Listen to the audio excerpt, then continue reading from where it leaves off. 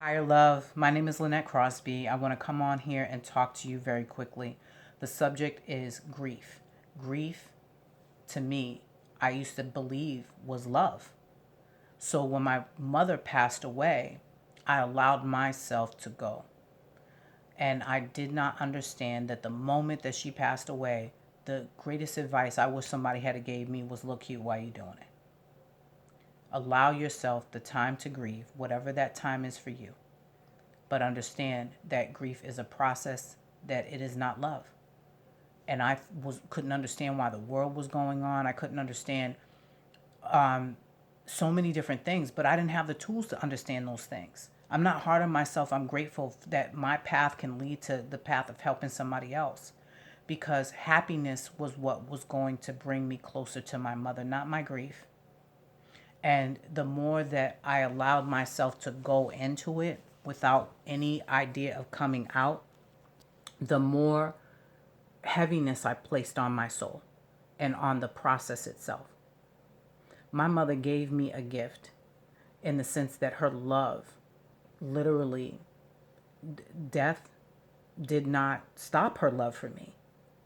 And I was able to have an intimate relationship with her once I got happy. And so I want to tell you that your happiness will lead to your greatest clarity and lead you to see messages, signs, and symbols and be able to communicate with your loved one that has passed away on a level that no one has ever taught you. And happiness leads to that. Looking good while you do it. Get your cute on. Take care of yourself. Make sure that you have the best water, because sometimes it's the environment around you that's contributing to the grief and not the actual grief itself. There is a time to grieve.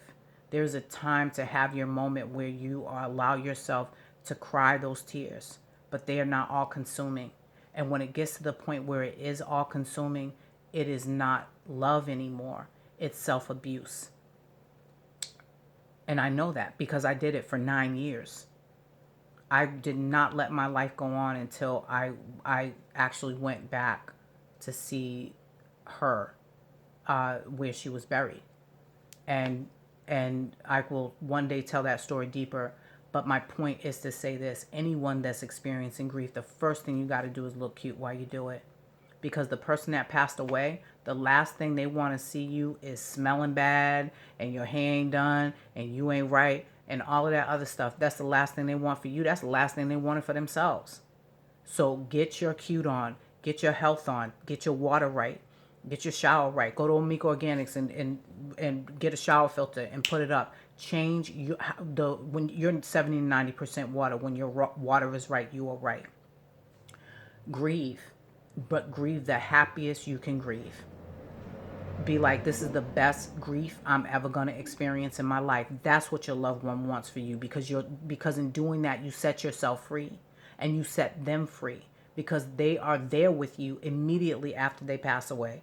They are there with you energetically, and the last thing they want to see you is suffer or go down a long arduous road of getting back to eventually what you're going to get to is happy. Happy leaves room for grief. Happy leaves room for sadness. Happy leaves room for trauma, because that's how you keep yourself free, your soul free, and your loved one free.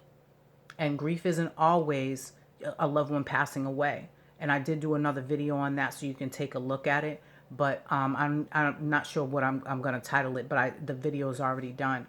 I just wanted to let you know that you're not out here alone. I was like, if love is grief is love, I'm going to love my mother better than anybody. I'm going to show the world how much I love my mother. And I mean, I couldn't even get a comb through my hair. I let myself go. I was not in my heart. I had the most amazing man in the world tell me he loved me the day that he met me, and I knew that I loved him too, but I would not let myself feel love because of I was supposed to grieve my mother. How am I feeling love? How am I trying to go on with life? How am I trying to do all these things? My mother passed away, and the anger and all the other thing that I had that I was taught was all a distraction. Because the moment that I got myself together, the moment I started taking care of myself, the moment that I became the best me that I could possibly be, and I put all of that energy that I was putting into grief into love, I was free and she was free on a whole nother level. And I didn't even understand that she was free just waiting for me to get free.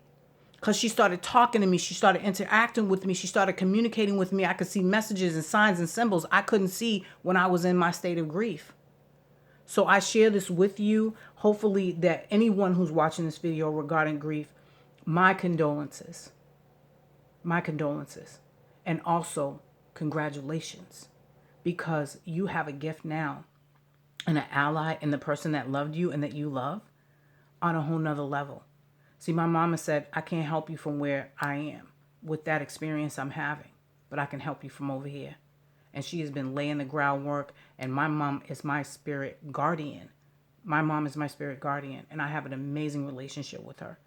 And she's been guiding me now since 2004 in ways that her higher self is guarding me. She's guarding me. Oh, that's a good word, right?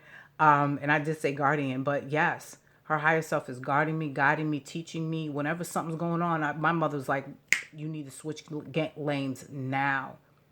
And the messages, the clearer I am, the happier I am, the clearer the messages are. So I wanted to share that with any of you that's looking at this video. I want you to know that there is a other side, and it is happiness. I also want you to know it's okay to cry. It's okay to have your moments. You're perfectly normal in having them.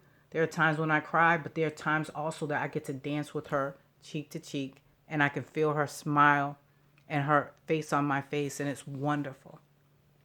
And that's because I'm able to have a relationship with her, because I realized that grief wasn't love.